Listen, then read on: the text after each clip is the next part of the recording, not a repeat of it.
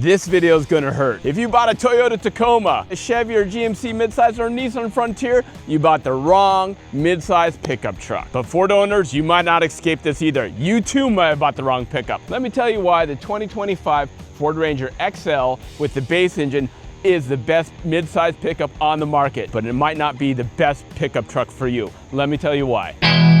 Welcome to MCC Just Motos.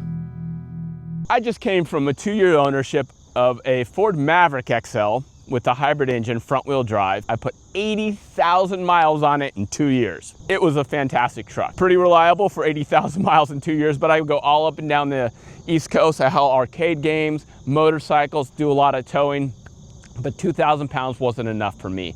I want to go ahead and pull a trailer, and a 7,500 pound tow rating really is going to do it for me. So I needed that.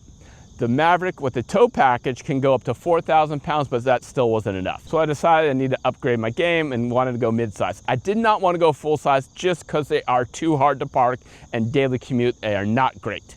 So mid-size it was. To be honest, the Ford Ranger was one of the last vehicles I looked at. I was looking predominantly at the GMC and Chevy twins, the Nissan Frontier. I like those looks best.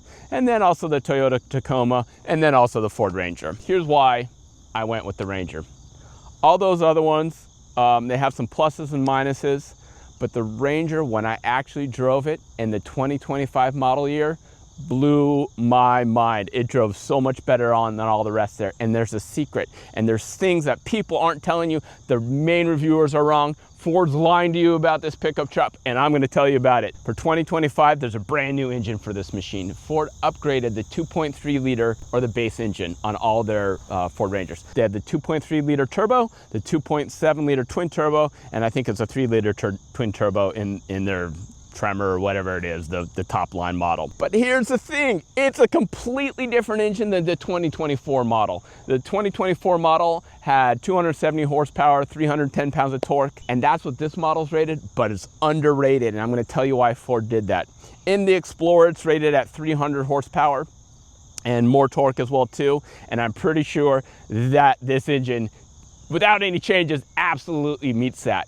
The way this drives is significantly different than the 2024 model, and it is fantastic. The main difference is, from what I understand, I can't tell if the block's been upgraded or not, but it does have a different part number. It does have now a aluminum valve cover, a new turbo, new twin scroll turbo, but the biggest change is that it does have direct fuel injection and port fuel injection, where the old models only had direct fuel injection. What that means is it's gonna run significantly cleaner, it's gonna have much cleaner oil, and be much more reliable and longevity-based engine than the previous just direct injection. I'll let other video reviewers talk about it, but it just basically keeps the valves a lot cleaner, meaning that they get fuel on the valves instead of bypassing the valves. So a lot cleaner. There's also some other changes, which again, the reviewers don't talk about. They switched from a vacuum pump for their brakes to an electric pump for the brakes, and I don't like that. I'll tell you about that. There's a couple misses on this one, but just overall, it's a fantastic,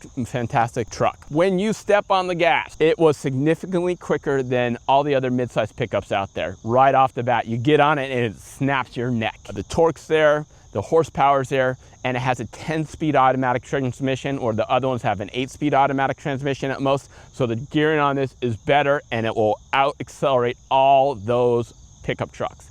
It will even out-accelerate or come very close to the twin turbo Ford 2.7 liter. This is a better engine than the upgraded engine. That one is only direct injected. This is multi-port injected. So the upgraded engine in the Ford is really not an upgrade. You're getting about equal power levels with much better economy and much better longevity in this base model or base engine. So you don't want to go with that 2.7 liter. Plus it's like $2,300, $2,400 upgrade charge, and that's why Ford's not telling you about it, in my opinion, is they want you to spend that extra money for that 2.7 liter. Yes, you can do some other mods and get significantly higher horsepower out of that 2.7 liter, and if that's really where you want to go, then by all means do that. But if you're just going to keep that base engine stock for stock, get the 2.3 liter. It's going to be just as fast accelerating and get significantly better fuel economy and last much longer. Thank you, Ford. The only other manufacturer that does the multi-port injection, as from what I understand, is the Toyotas and some of their Toyota models. Some of them only have direct injection, some have the multi-port injection.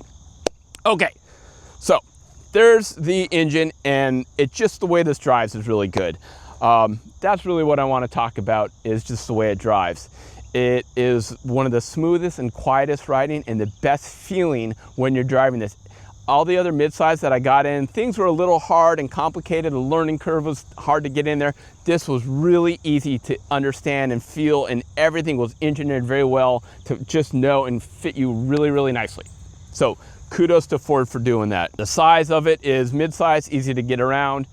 It is leaf spring in the rear. It's a little bouncy, but better than all the other midsize that I've ridden in. Some of the best parts about the interior is just the functional layout. Everything comes to hand. The long screen of the display makes it so the vents get you cold. There's some really good thought behind it. The rotary dial, the shifter is actually a mechanical shifter, which is really nice. It shifts better than the upgraded models. The material quality and comfort is very good. There are a couple misses, and the interior is really where they stand out the most. The first one is probably the biggest miss, and I don't understand it, is the sun visors do not have a mirror or a light integrated into them. I had to buy an aftermarket mirror, and this is 2025. That shouldn't be the case, and I haven't found one that's great. Now for the floor mats, it comes with non-carpeted but rubberized floor mats. I bought Ford floor mats, but they do not come with little nubs to keep them in place. I don't know what you're supposed to do. Those are the biggest misses. The back seat is the largest back seat of any of the midsize, and I'll talk a little bit more about that, with a good number of storage space behind it. Here's why I'm saying this Ranger may not be the best Ford pickup truck for you. If you're doing some bigger hauling and towing than 7,500 pounds regularly, go for a full size. But if you're not, the Ford Maverick actually might be a better option for you. One of the things that makes the Ranger better than some of the other midsize is the back seat's bigger than all the other midsize out there. It's the most room and the most space, but the Maverick actually has more space and more room than all the other midsize pickups. Plus it has better storage space underneath. So if you're doing a lot of around town light loads under 2,000 pounds, you can actually carry more stuff and put more gear in the back. Plus, if you're loading stuff into the bed manually, it's lower to the ground, the Maverick is, and the lower to the ground it is, the easier it is to put in there. So the Maverick may be a better pickup truck overall for you. Plus the miles per gallon that you're getting, you really can't beat it. 35, 37, 45, 50 miles a gallon if you're getting the hybrid. And there's just so many options. Plus it's a cheaper pickup truck, about $10,000 cheaper, I'll say, roughly.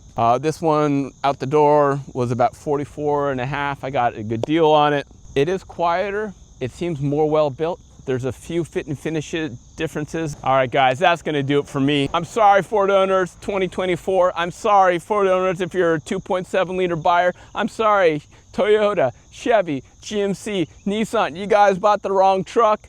Guys, let me know your comments. Am I way off base? Drop a comment below and I'll catch you on my next episode.